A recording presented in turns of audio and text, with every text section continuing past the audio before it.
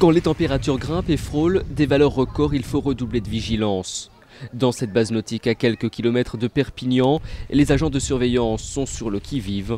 Pas question de laisser les sportifs faire trop d'efforts en plein soleil. On leur dira de faire attention, de bien se protéger du soleil, de bien boire, c'est très important. Oui.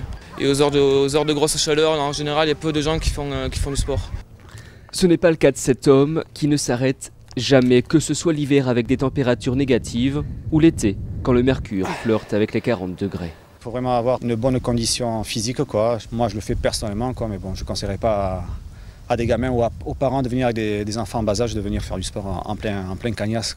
Et puis il y a les petits sportifs, les enfants, dont les horaires doivent être impérativement aménagés. Par exemple, ce matin, on est parti 1h30 en extérieur.